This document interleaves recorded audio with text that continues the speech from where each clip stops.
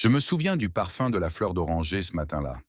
Le hall de l'hôtel Beau Rivage sentait la cire fraîche et le champagne.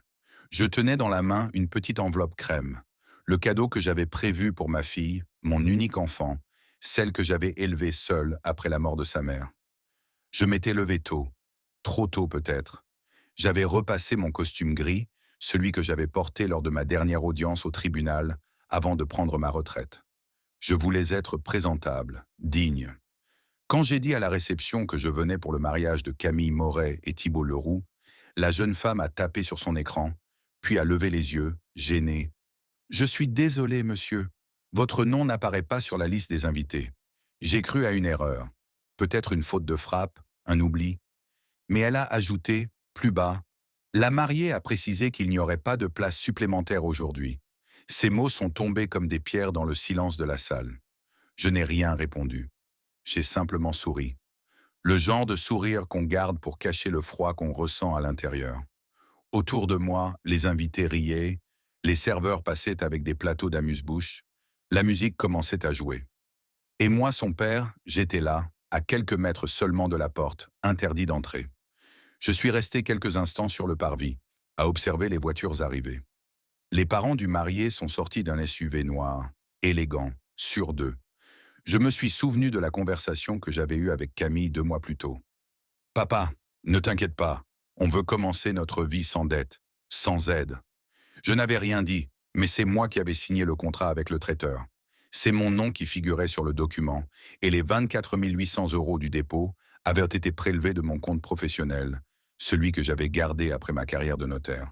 Elle le savait. Thibault aussi. Et pourtant, ce matin-là, j'étais devenu un étranger.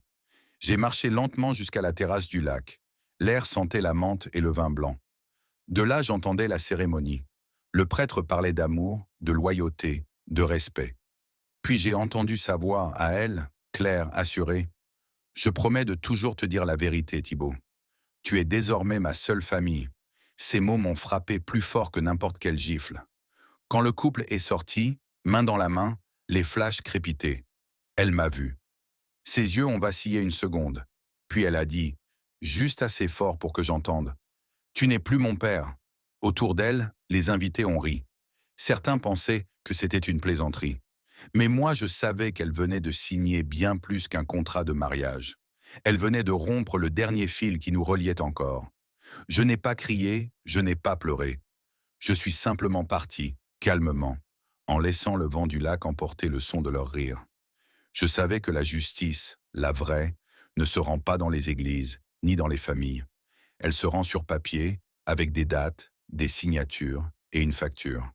Et celle-là, ils allaient bientôt la recevoir. 2 mois avant le mariage, elle est venue dîner chez moi. Camille portait ce manteau beige que je lui avais offert pour son premier emploi. Elle a posé une bouteille de vin sur la table et a dit d'un ton neutre, « Papa, on va se marier au printemps. On veut quelque chose de simple, intime. » Je me suis contenté d'hocher la tête. J'étais heureux pour elle. Depuis la mort de sa mère, je rêvais de la voir enfin heureuse, construisant sa vie. Elle a ajouté, presque comme une phrase préparée, « On va tout financer nous-mêmes.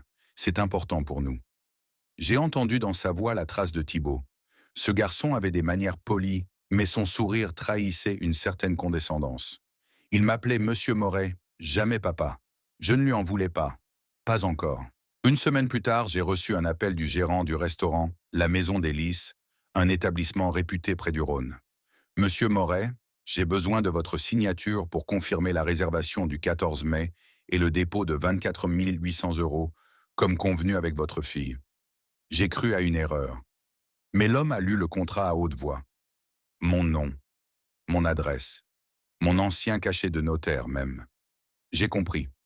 Camille et Thibault avaient utilisé mon nom, ma réputation et mes coordonnées pour signer à ma place. Ils avaient pris mon aide sans me la demander, comme on prend un outil dans une boîte qu'on croit abandonnée. J'ai signé tout de même. Pas pour eux, mais pour elle. Parce que j'espérais encore qu'un jour, elle comprendrait. Ce soir-là, j'ai sorti la vieille mallette en cuir où je garde mes documents importants. Acte de propriété, certificat, relevé bancaire. J'y ai glissé le double du contrat, la copie du virement, et j'ai noté au stylo « Fête du 14 mai, contrat payé par J. Moret, non mentionné comme don. Une habitude de juriste, une trace, une preuve discrète. Les semaines suivantes, le ton de ma fille a changé. Moins de messages, plus de formules sèches. Thibaut préfère qu'on gère entre nous. Ce n'est pas contre toi, papa, mais on veut éviter les tensions familiales. J'ai compris que j'étais devenu une gêne, un souvenir embarrassant. Je me suis souvenu du jour où elle avait 10 ans et où je lui avais appris à signer son prénom en bas d'une feuille. Elle riait, fière, en disant « Un jour, je signerai des contrats comme toi ». Elle avait tenu parole. Seulement cette fois, c'était mon nom qu'elle signait à ma place. Le soir, je rentrais dans ma maison vide et le silence pesait comme un jugement. Je n'ai rien dit à personne. J'ai juste continué à envoyer des chèques pour les préparatifs sous le prétexte de participer un peu. J'avais déjà compris que le respect, dans cette histoire, ne faisait pas partie du budget. Mais au fond, quelque chose en moi restait calme. Parce que je savais qu'il y a une différence entre l'amour blessé et la justice bafouée. L'amour pardonne. La justice, elle, écrit tout. Et moi, je n'avais jamais cessé d'écrire. Le matin du mariage, le ciel au-dessus de Lyon avait cette couleur d'étain qu'on voit avant la pluie. Je me suis regardé longuement dans le miroir. La cravate droite, les chaussures cirées, les mains légèrement tremblantes. Je n'allais pas rater le jour où ma fille dirait oui. Je suis arrivé en avance au domaine. Les voitures s'alignaient dans l'allée, décorées de rubans blancs. Des employés installaient les fleurs, des serveurs portaient des plateaux de verres à pied. Personne ne m'a salué. Ils ne savaient pas qui j'étais. Le père absent, sans doute. Je me suis assis sur un banc près du lac, observant les reflets du soleil sur l'eau. Un jeune homme du service est venu me voir. « Vous êtes de la famille ?» Autrefois, peut-être. Il a souri, croyant à une plaisanterie. Vers la fin de l'après-midi, la musique a commencé. J'ai vu Camille, ma fille, dans sa robe ivoire. Elle rayonnait, c'est vrai. Elle ressemblait à sa mère le jour de notre mariage. Mais dans ses yeux, je n'ai pas retrouvé la tendresse d'autrefois. Seulement une distance polie, froide. Je suis resté debout, à l'écart, jusqu'à la sortie de la mairie. Quand elle a remarqué ma présence, elle a hésité une seconde. Puis d'un ton léger, presque joyeux, « Oh, papa est venu !» Les invités se sont tournés vers moi. Certains ont applaudi, croyant à une surprise. Et c'est là qu'elle a ajouté en riant, « Enfin, papa, c'est une habitude. Tu n'es plus vraiment mon père, hein ?» Rire dans l'assistance. Même Thibaut a souri, embarrassé mais satisfait. Moi, j'ai simplement regardé ma fille et j'ai dit « Alors je te souhaite d'être aimé comme je t'ai aimé, autrefois. » Et je me suis éloigné, calmement. Je me souviens du bruit de mes pas sur les graviers. Derrière moi, la musique a repris, les rires aussi. Mais dans mon esprit, tout était silencieux. Un silence clair, tranchant. Celui qui précède une décision irrévocable. Je suis allé jusqu'à ma voiture. Avant de démarrer, j'ai ouvert la boîte à gants. Le contrat du traiteur, les factures, les copies des virements. Je les ai relus une dernière fois. Chaque ligne, chaque chiffre était une trace de ma présence effacée. J'ai senti une étrange paix m'envahir. Je n'étais plus un père humilié. J'étais de nouveau un homme de loi. Cette nuit-là, je n'ai pas dormi. Je me suis assis à mon bureau, le même depuis 30 ans, et j'ai sorti mon vieux tampon de notaire. J'ai imprimé sur chaque page de mes documents un simple mot, conservé pour usage légal. Le lendemain matin, à la première heure, j'ai pris rendez-vous avec Maître Derville, un collègue retraité comme moi. Je ne lui ai rien expliqué, seulement remis l'enveloppe scellée. Il a lu les papiers, puis m'a regardé en silence. Je vois, tu ne veux pas te battre. Tu veux que la vérité fasse le travail toute seule. Exactement. Il a signé un reçu. Ce jour-là, j'ai compris que la vengeance bruyante est un luxe pour les jeunes. Moi, je voulais simplement que la réalité parle à ma place. Le lendemain du mariage, la maison était étrangement calme. Le bouquet que j'avais acheté la veille traînait encore sur la table. Fané, oublié. Je me suis servi un café noir et j'ai ouvert le dossier beige que j'avais préparé des semaines plus tôt. À l'intérieur, contrat, reçu, email, copie de virement. Tout ce qui prouvait que la fête de Camille avait été financée par mes soins. Je ne ressentais plus de colère, seulement cette lucidité que j'avais connue autrefois quand je devais examiner des dossiers de succession. Les faits, rien que les faits. Les émotions passent, les signatures restent. J'ai commencé à trier. Contrat du traiteur, la maison d'Hélice.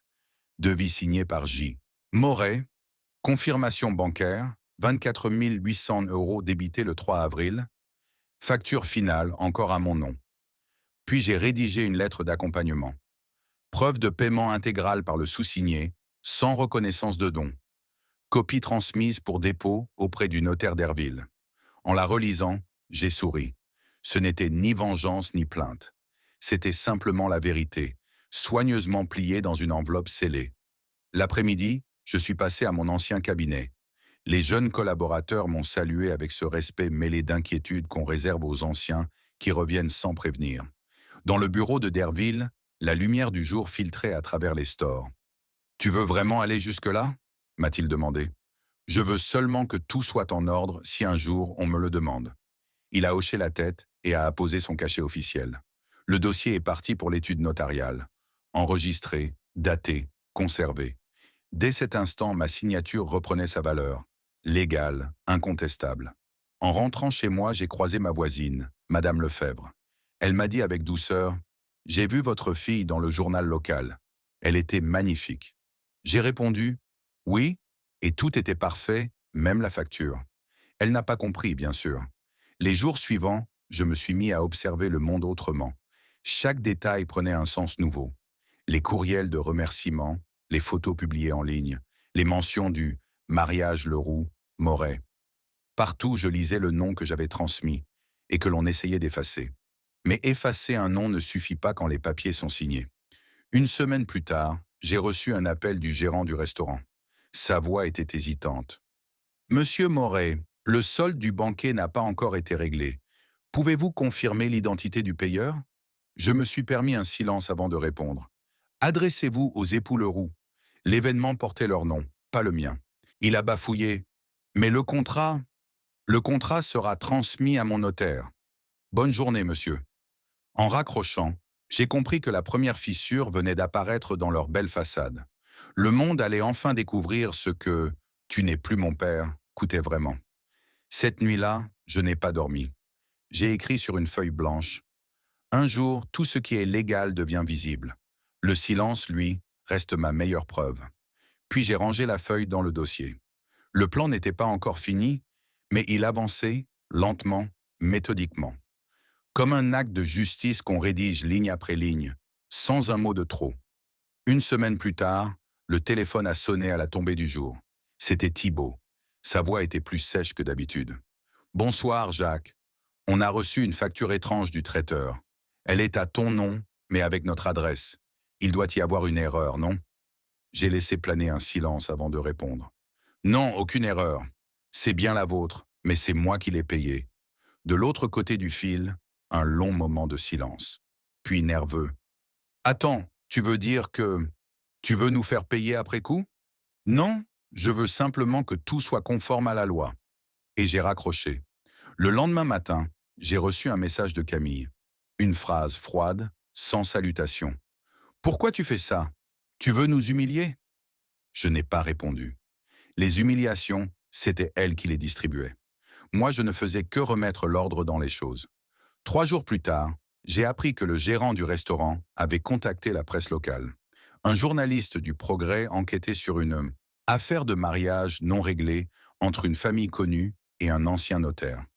Je n'avais rien à voir avec cet article, mais la vérité avait commencé à se défendre toute seule.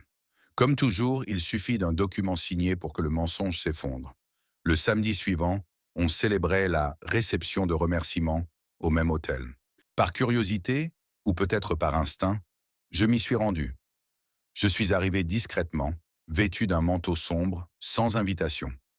Dans le hall, les invités félicitaient encore les jeunes mariés, tout sourire. Le champagne coulait, la musique était légère. J'étais sur le point de repartir quand un serveur s'est approché de Thibault, un dossier à la main. « Monsieur Leroux, le traiteur demande confirmation du règlement final. La facture a été renvoyée pour non-paiement. » Thibault a pâli. Camille a tenté un sourire crispé. « Mon père s'en est occupé. Tout est réglé. » Le serveur a insisté, professionnel. « Justement, madame, le notaire de votre père a bloqué la transaction jusqu'à vérification des signatures. Il a demandé que la facture soit présentée directement à vous deux. » Et là, devant les invités, Il a posé la chemise cartonnée sur la table. Je me suis avancé lentement. Tous les regards se sont tournés vers moi. Je ne sais pas ce qui m'a traversé, mais je me suis entendu dire, d'une voix calme, il paraît qu'on ne fait plus partie de la famille, mais il semble que la famille, elle, fait toujours partie des contrats. Un silence étrange a envahi la salle. Camille m'a regardé avec des yeux qu'elle n'avait jamais eus. Ni colère, ni honte, juste de la peur. Thibaut, lui, a murmuré quelque chose sur un malentendu administratif. Mais les gens autour savaient déjà. Et les journalistes présents, invités par hasard, notaient chaque mot. Je n'ai pas crié, je me suis contenté de signer la chemise devant eux, lentement, avec mon vieux stylo noir, celui que j'utilisais pour les actes authentiques. Ceci confirme le paiement initial et l'annulation du mandat. Les frais sont désormais à votre charge. Ma voix ne tremblait pas. Quand je suis sorti, un photographe m'a arrêté. Monsieur, une réaction? J'ai répondu simplement. Je ne réagis plus. J'agis, c'est tout.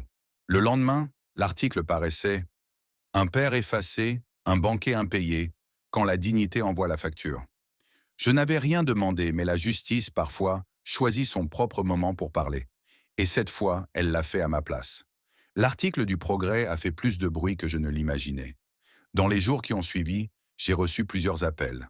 Anciens collègues, voisins, même un journaliste de Paris qui voulait recueillir mon témoignage sur les abus familiaux. Je les ai tous remerciés, poliment, puis j'ai raccroché. Je n'avais plus rien à dire. La vérité était écrite, publiée, signée, comme un jugement rendu sans audience. Camille n'a pas donné de nouvelles pendant plusieurs semaines. J'ai appris par un voisin qu'elle avait quitté l'appartement qu'il louait avec Thibaut. Lui, de son côté, aurait perdu son emploi après la mauvaise publicité. Je ne m'en réjouissais pas. La honte est une justice qui s'applique d'elle-même.